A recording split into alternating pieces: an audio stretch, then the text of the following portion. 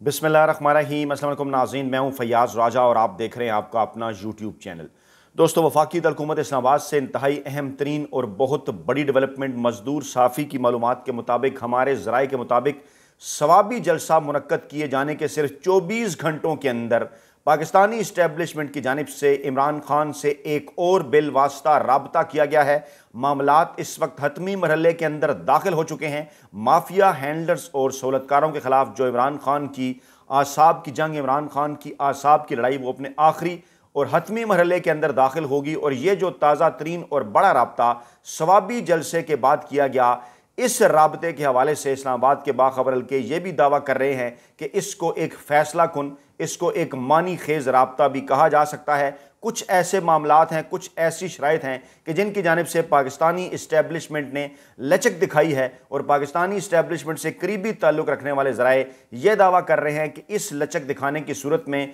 जवाबन इमरान खान की जानिब से भी बाज़ मामलात के ऊपर लचक दिखाई जा सकती है। जो इस वक्त परेशानी है, हुकूमती सफ़ों के अंदर जो बेचैनी है, इसके साथ साथ अगर एक एक करके जायज़ा लिया जाए तो जो तमाम तर इदारे हैं, यानी इस वक्त इमरान खान के ख़िलाफ़ कौन कौन से इदारे जो हैं वो बरसरे पेकार हैं। इसमें इलेक्शन कमीशन है, सुप्रीम कोर्ट ऑफ पाकिस्तान है, पाकिस्तानी इस्टेबलिशमेंट है, पाकिस्तानी मीडिया है और सबसे बढ़कर पाकिस्तान का सियासी माफिया, जिसमें पाकिस्तान की रवायती सियासी जमातें शामिल हैं। अगर इलेक्शन कमीशन से मामलात को शुरू करें तो इलेक्शन कमीशन ऑफ पाकिस्तान की जानिब से हाथ उठा लिए गए हैं और कहा गया है कि जब तक सुप्रीम कोर्ट ऑफ पाकिस्तान की जानिब से और पाकिस्तानी इस्टेबलिशमेंट की जानिब से हमें मज़ीद मदद आइनी और कानूनी, जिसको वो आइनी और कानूनी कहते हैं, लेकिन असल में वो आइनी और कानूनी नहीं है बल्कि धौंस और धांधली की है, जब तक वो मदद उन्हें नहीं फराम की जाती उस वक्त तक वो इमरान खान के ख़िलाफ़ पाकिस्तान तहरीक इंसाफ के हवाले से, इमरान खान के हवाले से जो मखसूस नशिस्तों का फ़ैसला है,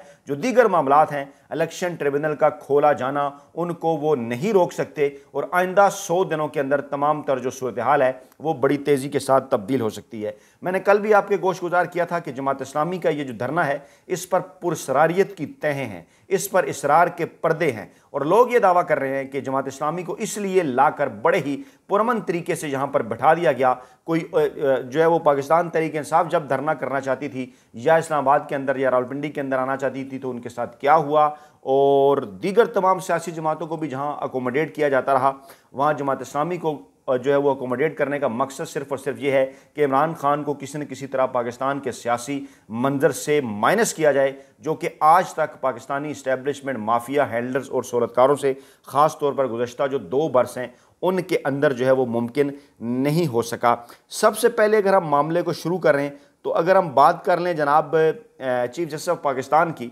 जिनसे इस वक्त इलेक्शन कमीशन ऑफ पाकिस्तान मदद चाहता है, जिनके एक मतनाज़ा फ़ैसले के नतीजे में पाकिस्तान तहरीक इंसाफ से बल्ले का इंतखाबी निशान गया, जिनकी जानिब से मुसलसल मतनाज़ा फ़ैसलों की वजह से पाकिस्तान तहरीक इंसाफ को अभी तक अपना आइनी और कानूनी हक नहीं मिला, जो कि 8 फरवरी की धांधली के हवाले से पाकिस्तान तहरीक इंसाफ और इमरान खान की जानिब से जो है वो केस जमा कराया गया, जो दरख्वास्त जमा करेगी कि इस केस के ऊपर समाअत मुकर्रर की जाए, समाअत इसके ऊपर शुरू की जाए, अभी तक जो है वो कहाँ फरवरी और कहाँ ये अगस्त, 6 माह से ज़ायद का अरसा गुजर जाने के बावजूद इन केसेस को दरखो एतना नहीं समझा जा रहा, इनके ऊपर किसी किस्म की कोई बात नहीं की जा रही। इस तरफ इमरान खान भी जो है वाज़ा तौर पर इशारा कर चुके। तो जनाब ख़बर इनके हवाले से ये है कि जो पाकिस्तानी टीवी चैनल्स को, पाकिस्तानी अखबारात को जारी की गई कि पाकिस्तान के योम आज़ादी के मौके पर चीफ जस्टिस ने हज़ारों मुरब्बा फ़िट ख़ानदानी ज़मीन जो है वो उन्होंने कौम को तोहफ़ा कर दी है। अच्छा, इसके अंदर एक बड़ी बारीक कार्रवाई है, तफसील मैं पहले आपके सामने रखूँ, उसके बाद मामलात आपको बताते हैं। तफसीलन ये ख़बर हमें बताती है कि पाकिस्तान के 77वें योम आज़ादी पर चीफ जस्टिस काजी फ़ैज़ ईसा और उनके अहल खाना ने हज़ारों मुरब्बा फ़िट ज़मीन बलूचिस्तान हुकूमत को अतिया कर दी। अच्छा, हज़ारों मुरब्बा फ़िट का जिक्र है, इसको उस तरह से काउंट नहीं किया गया कि ये कुछ मरले में है या कनाल में है या एकड़ में है। काजी ख़ानदान ने 31,680 मुरब्बा फ़िट ज़मीन बलूचिस्तान की हुकूमत को अतिया की है। काजी ख़ानदान ने ज़मीन हुकूमत को देने के लिए बलूचिस्तान हुकूमत को ख़त लिख दिया है और इस ख़त पर चीफ जस्टिस काजी फ़ैज़ ईसा और काजी अज़मत ईसा साहब के जो हैं वो दरख्वास्त जो है उनके दस्तखत हैं और काजी ख़ानदान की जानिब से भेजे गए ख़त में ये बताया गया है कि अतिया की गई अराज़ी जो है वो ज़ियारत में कायद-ए-आज़म रेजिडेंसी के साथ वाक़े है और अराज़ी अवाम के मफाद में बतौर इन्वायरमेंटल सेंटर के तौर पर इस्तेमाल होगी और काजी ख़ानदान की ये अराज़ी 14 अगस्त से हुकूमत के सपुर्द की जाएगी। अच्छा, इसके अंदर अब बारीक वारदात क्या है, पाकिस्तान तहरीक इंसाफ के ज़राए ये दावा कर रहे हैं, सोशल मीडिया के ऊपर ये खबरें गर्दिश कर रही हैं कि इससे पहले तो रिकॉर्ड के मुताबिक जब काजी फ़ैज़ ईसा साहब ने अपने एहसासात ज़ाहिर किए थे तो उस वक्त तो इस ज़मीन को हुकूमती कब्ज़े के अंदर दिखाया गया था और कहा यह गया था कि ये सरकारी कब्ज़ा है इस ज़मीन के ऊपर, ऑलरेडी ये ज़मीन जो है वो हुकूमत के पास है। तो सवाल आज ये पैदा होता है कि अगर वो ऑलरेडी वो ज़मीन हुकूमत के पास है और काजी फ़ैज़ ईसा साहब का माजी में ये दावा है कि इसके ऊपर सरकारी कब्ज़ा किया गया है, तो आज काजी फ़ैज़ ईसा साहब के ख़ानदान की जानिब से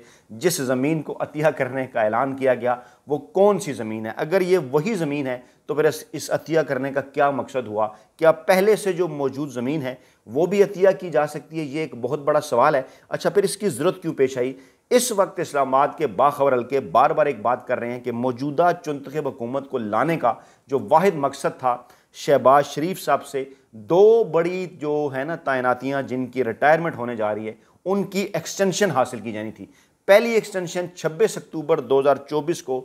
इस साल मौजूदा चीफ जस्टिस काजी फ़ैज़ ईसा साहब की रिटायरमेंट होने जा रही है और ख़याल ये किया जाता है, इस्लामाबाद के बाखबर हल्के ये दावा करते हैं कि जहां हुकूमत की इस बात की ख्वाहिश थी वहीं पे काजी फ़ैज़ ईसा साहब की भी इस बात की ख्वाहिश थी कि उन्हें एक्सटेंशन दी जाए। और अब जबकि मामला हो चुका है ख़राब, काजी फ़ैज़ ईसा साहब ने जिस किस्म के तनाज़ात से भरपूर फ़ैसले दिए, जिस किस्म की ज़ुबान उन्होंने इमरान खान और पाकिस्तान तहरीक इंसाफ के मुतल्लिक़ इस्तेमाल की, जो रिमार्क्स उनकी जानिब से मुख्तलिफ़ केसेस के अंदर पास किए जाते रहे, इस वक्त पाकिस्तानी अवाम इन तमाम तर मामलात के ख़िलाफ़ उठ चुकी है, खुलेआम इन तमाम तर मामलात के ऊपर गुफ्तगू करती है और इस्लामाबाद समेत पूरे पाकिस्तान के अंदर ये इस वक्त माहौल बन चुका है। पाकिस्तानी अवाम खुलेआम ये बात करते हैं कि काजी फ़ैज़ ईसा साहब जैसा मतनाज़ा चीफ जस्टिस शायद ही कभी पाकिस्तान की तारीख़ में आया हो। अब ये है वो माहौल कि जिस माहौल के अंदर वो कहते हैं ना कि अच्छा साबित करने के लिए, आवाम के अंदर एक मुस्बत तासुर उजागर करने के लिए, एक मुस्बत तासुर कायम करने के लिए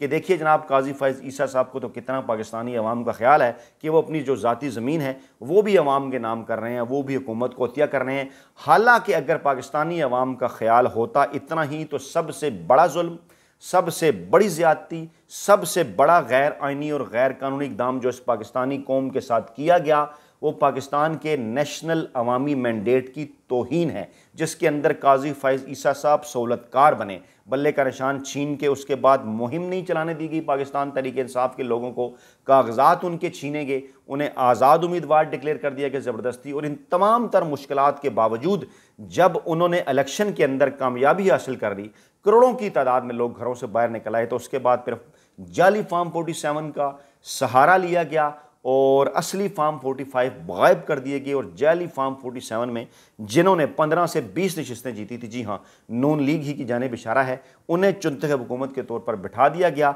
और काजी फ़ैज़ ईसा साहब उनके फेवरेट, वो काजी फ़ैज़ ईसा साहब के फेवरेट, और पाकिस्तान तहरीक इंसाफ बेचारी केस लेकर गई और किसी किस्म का कोई केस जो है वो नहीं लग रहा। अब इमेज बिल्डिंग जो है वो काजी फ़ैज़ ईसा साहब की इन तमाम तर मामलात के लिए की जा रही है, लेकिन ये हो ना सकेगा। काजी फ़ैज़ ईसा साहब को बहरहाल 26 अक्टूबर 2024 को घर जाना होगा, क्योंकि मुस्तकबिल के जो 5 चीफ जस्टिस साहिबान हैं जिन्होंने दिसंबर 2031 तक सुप्रीम कोर्ट ऑफ पाकिस्तान संभालनी है, वो तमाम के तमाम काजी फ़ैज़ ईसा साहब के गैर आइनी और गैर कानूनी फ़ैसलों के साथ नहीं खड़े बल्कि उनके ख़िलाफ़ खड़े हैं। और आखिरी आने वाला मकसूद नशिस्तों के हवाले से फ़ैसला ये बात साबित करता है कि काजी साहब जो हैं वो जजेस की अक्सरियत का एतमाद जो है वो खो चुके हैं। अब ये है वो माहौल कि जिस माहौल के अंदर उनकी इमेज बिल्डिंग की जा रही है। दूसरी बड़ी खबर के नतीजे में इंसदाद दहशतगर्दी अदालत ने रऊफ़ हसन साहब की जो ज़मानत है वो मंजूर कर ली है और यहाँ से क्या ज़ाहिर होता है कि बोगस केस थे जनाब, गलत किस्म के केसेस, और जज ताहिर अब्बास ने जो है वो टेरर फाइनेंसिंग केस की समाअत की। प्रोसिक्यूटर राजा नवीद और रऊफ़ हसन के वकील अली बुखारी ने दलाइल दिए और पुलिस को